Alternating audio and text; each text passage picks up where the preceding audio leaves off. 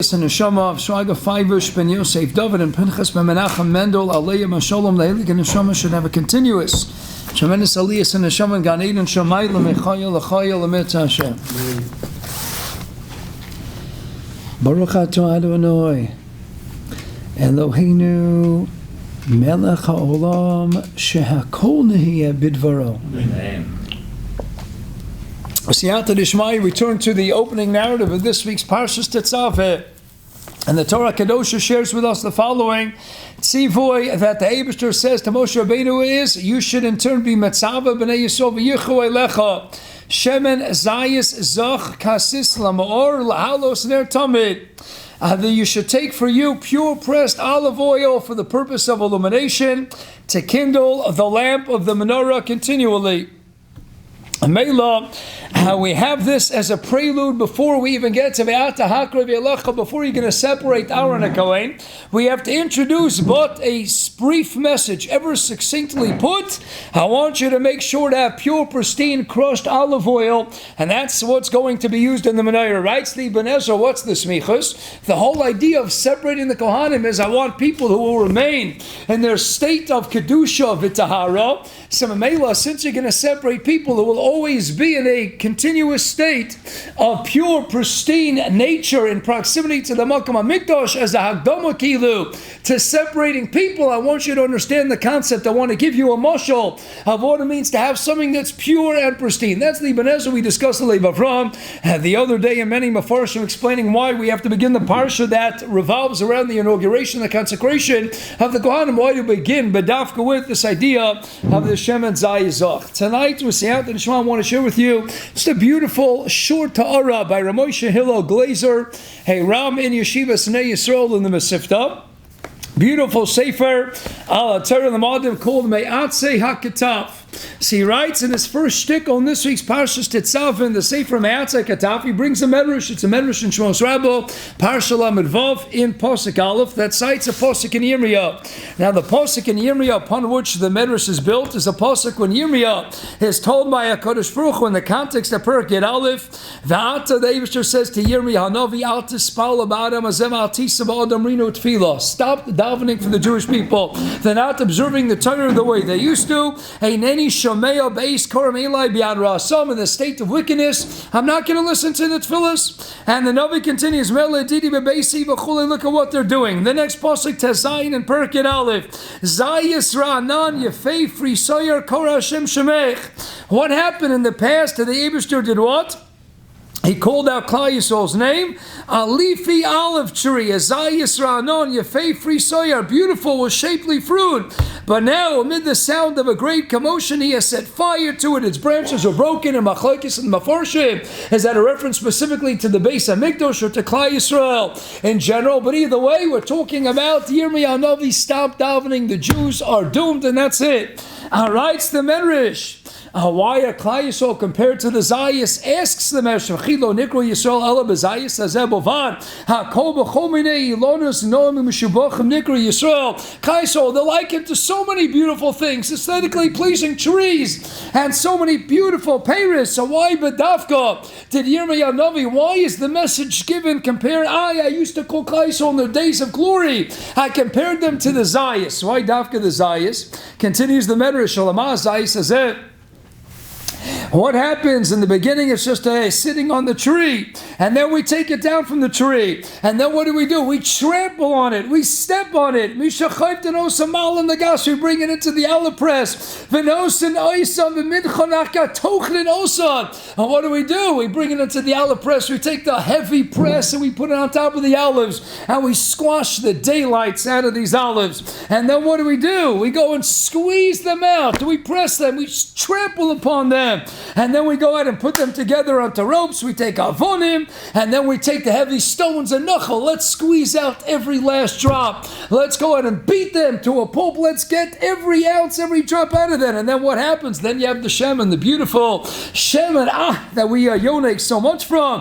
Kach Yisrael, continues the Medrash. Bo and Akim, what happens? The Goyim come along, all the anti-Semitism and all the pogroms and the Crusades and the Holocaust. V'chayv den oisam, v'choshen osam, v'kosen And what are they? They're trampling us, they're stomping on us, they're torturing us and killing us. And then what happens? Chayesol does tshuva. And then what happens? Givaldik, then we produce a beautiful oil, and Hashem answers our tefillas, just like in Mitzrayim. They could go ahead and torture us relentlessly for the bondage of 210 years, and then what happens? We cry out, Vayacham Yisomar Avoda, Vayezaku Vatal Shem Hashem Elokim, as we see in Shmos Perek Beis Pasuk Chav Gimel, and then Eibishter listens, V'shamata V'kola V'chulei, because he's a Kelrachum.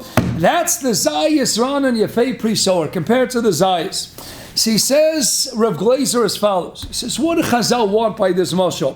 And they're telling us that when you squeeze and trample and destroy this olive, what happens? You don't stop, produce a nice outcome, a nice totzah that comes from the midst of the olive. The whole tachlis of the shemen, of the zayis, is for the shemen that's going to result. What's the upshot? At the end of the day, you put it in the olive press and you squeeze the daylights out of them. And what do you get? Not stam azoi, not stam secretions from stam of fruit. You're getting what? The ikar tachlis. Yes, there might be people like olives, but the ikar tachlis is the shemen. That's Bnei Yisrael. You think what happens to the Goyim and all the anti-Semitic pogroms and crusades, and it looks like they're destroying Klal Yisrael. It looks like they're destroying the Jewish people. What happens? We emerge from it all, and we say, what?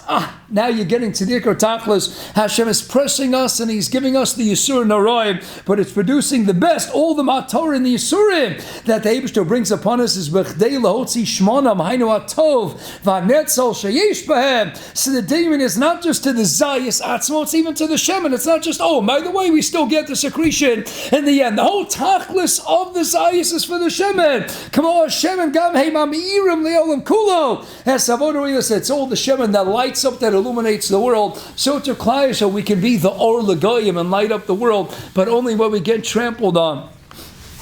Before we get to the hemshech of the Ma'atzeh Kitab, let's interject with the vort that I've shared with Siyata D'Shmai in the past, one of my favorite, Piyasetz Rebbe's in the Eish Kodesh, Parshas Chai Yisara, writes, Klonim es Kalman Shapira, quoting Ramanachem and Miriminov. We have a well-known Gemara, Bottom Hayam and Aleph and Brachas, and the Gemara quotes Rishim Ben Lakish, Reish Lakish, Amar Rishim Lakish, Nema Bris V'Melach V'Nema Bris V'Yisur, and we encounter the word bris in conjunction with salt and in conjunction with suffering. Nema Bris V'Melach just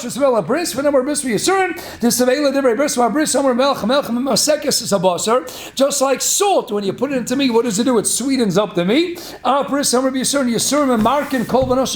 cleanses, it purges all the bad, all the impurities and imperfections, the foibles of mankind. They're all extracted. Writes the Piyasetz Rebbe, out of all the things you want to compare Yisurin to, why'd you pick salt? Salt's the choice metaphor to which you want to compare Yisurin. Explains the Piyasetz Gavaldik. If you're a master chef, a connoisseur in the kitchen, and you're cooking a meat dish and you want to extract the ideal flavor, you got to put salt into it. If you don't put in a sufficient amount of salt, what's going to happen? It's going to ruin the piece of meat. But if you put in too much salt, it's going to ruin it as well. So if you don't put in enough salt, you're not going to extract the juices. The choice flavor will not emerge from the meat. But mitzat sheni, either case, if you put in too much salt, you're going to ruin the whole piece of meat. So the master chef has to do what? You have to know how to measure, how to calculate, to put in the precise amount of salt so that you'll get out the geschmack of flavor, but you won't destroy the piece of meat in the process. Explains the Piyasetz Rebbe. Now remember, he's writing the Eish Kodesh in the Warsaw Ghetto. He's watching all his Hasidim, his family, perish in front of his own eyes. And here's the Piyasetz Rebbe telling Klal Yisrael that Hashem doesn't give us 1 ounce more of Yisurin than we can handle. The whole tachlis, the Ikam Torah of Yisurin, is what Eibishter says. I want to extract the flavor. I'm going to trample on you. I'm going to have the goyim step on you, like the dimi and the mashal to the zayis, but it's all to get to the ikar tachlis of the zayis, which is that the beautiful, smelling, nice, fragrant, and illuminating nature of the shem and zayis zach will emerge on the other side. If I give you too many yisurin, I'm going to break you, and all the suffering, predicaments, and ordeals in the world come with and accompanied by a promise. The Eibishter says, I will never break you, I will never destroy you. But if I don't give you sufficient yisurin, I won't go out and extract the geschmackheit, the flavor. and you will never get to shleimus. That's why salt, that's the dimin to Yisurin. Hashem gives us the precise amount of Yisurin. The Ramban 3 times in his Perish al Torah Sefer Vayikra, beginning with Akedas Yitzchak, and then in Vayera, every Nisayin is bebechinis neisles noseis bo. Eibishter says, I'm testing you, but it's all to get you to shleimus the Yikram Torah, to the banner upon which I'm going to hold you up, like the Ramchal says. I want to show Klais, I want to show the world, look at this, Baal Yisurin, he can have the Yisurin, and he's so well from Yisurin. But look at the product that emerges on the end, the Totzah. The upshot of it all is the Ikatachas. Look at the Shleimus Adam. That's the PSX Rabbi writing in the Warsaw Ghetto, with all the Yisurin inconceivable and imaginable to mankind. And he's telling us, B'shas Ma'isa, the Eibishter will not give us 1 ounce more than we can handle, but he will give us exactly what we need to get to Shleimus. How Gishmak that the Magen Avram, when he cites b'shem the shlo, tam al pi sod al pi kabbalah, what do? We dip the bread 3 times into salt. Why do we do that? Now we know the Beis Yosef Shmuel the Aleka, we have different reasons too, and really more reasons why we have salt on the table. Many reasons why salt's on the table. But in halacha, you don't have to dip the bread into salt. You just have to have it on the table, right? So Magen Avram quoting the shlo, there's an Indian to dip the bread into salt. Why? Because it's mamtik the gevuros. It sweetens up the gevuros. Salt sweetens up the gevuros. What's pshat? So the one can say as follows, I'll be the siddur of the Arizal. Arizal says the Indian of dipping in is you got to dip in 3 times. Very geschmack. What happens when you dip a lechem into melach 3 times?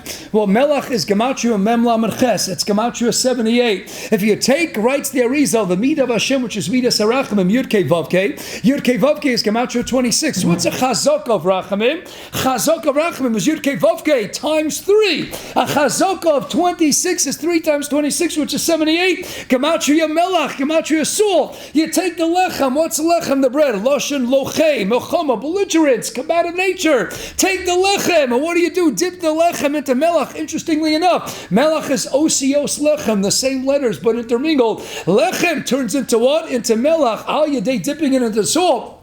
A beautiful remez that it's kalkamamtik the gevuras. Why? Because lechem is loshin mechoma, to be lochem, belligerence, midas adin. And when you put it into salt, it's mahapechit. Melach osios lechem turns the letters inside out. And what happens when you intermingle the letters of lechem? You get chamol amasecha midas harachamim. You get machol, to go and forgive. That's midas harachamim. Yurke vavke times 3 is a chazok of midas harachamim. Gematria 78. Havaya yurke vavke times 3. 26 times 3. 78, ayadei, the dipping of the lechem into melach, same osios, yamahapech, the lechem, mashemachama for midas adin, and to midas harachem, and machazaka, midas rachem, that's the salt that sweetens up the gevuras kishma. Eibishter gives us yisurin, it's not stam, a kapora process, it's to purge us to the extent that we emerge more pure, pristine, and geshmak than ever before. Kayadu, many mafarshim point this out. Ayur Chaim Kaneski and Siyah Chasoda, when he has in his kunshas Eivus we know, based on the Gemara, Hazal tell us that haroga b'zeisim is kosher l'shucha. If you eat olives on too frequent a basis, again, Rachaim and others talk about what's called regilus, what's kaveya, a measurement of regilus. How often does it have to be? But someone who eats too many olives, it's kosher l'shucha. Mitzat sheni, olive oil is good for memory. What's the pshat? It's so gishmak. And olive by itself, this isn't the tachlis. This is kosher l'shucha. You're interested in olives. That's when is it good for zikar? When you step on an olive and you crush it, the shem and that emerges, that's what's good for memory. Lefinius Taita, why is it good for memory? Because how do you remember something? We have Gemara Erev and Adal and Rabbi, you have to chasa 4 times. We have 5 times the Chas Tonamini Abam Zinin, Vedami Lei, Kaman, Naman, Chabikisa, you got to chasa 40 times. Famous Gemara Chagiga Tess and Rabbi, you got to chasa 101 times. 101, the Grog Kli Yakar. Zachar is Gematria 227, Shochach 328. The difference between Zachar and Shochach is 101. Torah Tziva on Moshe writes the Chidah. How much? Tziva, Gematria 101. You got to remember 101 times. So Shol Katzanella Bogid. Ki Yishakeni Meshigas Piyu Shishim Pragal Bosik Beis Piyu Piyu Revav. Gematria 101. Shil Amalis May Ayin Yavo Ezer May Ayin Mem Aleph Yunun Gematria 101. Baba Basra, how do you have Tamuda B'Yodo? You have to be Mishabola Khan. Likan, Lamed Chaf Aleph Nun, Zok the Gra. There's Gematria 101. You have to remember 101 times, right? So David Code, and his Kunchas Aidi Gezuter, and this old David and Megillus Rus, and O Skimel. We have the mission at Olos, Perkala Mission Ches. Eibishter gave us 248 limbs. Eibishter gave us what? I'll be the mission Olos. We have 101 on the right side, 101 on the left side. The remaining 46 are in the middle. Gishmak, Eibishter Kaviyach Chazer himself, 101 101 on the right to 101 on the left, because 101 is that symbol of Chazara. When you get to 100 and he's telling 101, I'm never done. I keep going, I keep plugging. What is Chazara? You got to schwitz. It's the blood, sweat, and guts. I always say it's not coincidental. To Chazer, to review as a Chazer, you got to be like the pig, like the Chazer who's rolling in the mud. You got to get dirty. You want to know you're learning. You want to remember you're learning. You got to get dirty. You got to Chazer like the Chazer who's rolling around in the mud all day. You got to get dirty. You got to schwitz. You got to get in the mud. You got to get in the trenches and you got to schwitz it all out. 101 times. You got to keep chazering there. Chaim Elozin said, and if I get to 101, am I done? He says, no. Kol yomov ba'amod v'hachzor kai. 101 zok the gross. Kadesh lo tishtakech mehera. You won't quickly forget, but you have to chazer your entire life. Zachar Shachal 328 to 227. The difference, of course, 101. That's chazora. That's ashavi shalakan. That's tziva. That's yishkin mishigas piyu. Many other Amazim. That's idea. Got a chazor 101. Mela. To remember you're learning, what do you got to do? You can't have the aleph. You didn't do anything to the aleph. Oh, it was easy. You plucked it off the tree. Roga b'zeisim. That's kosher l'shicha. But if you squash it and you trample on it and every last drop and you push it out, you put the stones on it and the aleph press and you squeeze the daylights out of it. What emerges? Now you got the Shema. Now you got what? Ner mitzvah v'torah or. Now you got the illuminating or. Now you got the Semen Zayizach. When you step and trample on it, then you have the Shemen Zayis. That's Domer to Torah. That's the Shemen. Then no matter how much you mix it with, it's always going to be Lamaylam and Atzeva. That's the oil. Hamela how Gishmak. He says, writes Rav Glazer. The Medrash also said, why don't we compare Klal Yisrael to any other Ilanos and Amashubachim? He says that the Medrash didn't really answer. Told us it's a nice moshel, a nice comparison to the Aleph. But why not compare Klal Yisrael to other trees? Explains Rav Glazer Gevaldik. He says, take a look at Yirmiyah. What happens? Klal Yisrael sitting and they're mamish messing up big time. And what? Even though the Pasuk is talking about Klal Yisrael and they're sitting in the messing, yes, it's a reference to the way they used to be in the past. But why is the ultimate dimion to the Zayis Ranan, Zogt of Glazer? Because the whole idea is that Klal Yisrael always says the Yevshars to do tshuva. Amela, we might get stamped upon and trampled upon and persecuted and tortured, v'chulei v'chulei. And we might mess up and God opens up the doors and He lets the goyim walk all over us. That's Hashem and Zayis. It's not just that in the end we produce something mighty fine. It's that what? After we get trampled upon and we're in this ira to do tshuva, then we get to our ultimate shleimus. Then we get to the ultimate shleimus. Not just that we walk out, it's still a good thing. The Zayis is the best moshel, because after you step on Klal Yisrael nimshol to the Zayis Rana, they don't stop emerge. And now they're still around.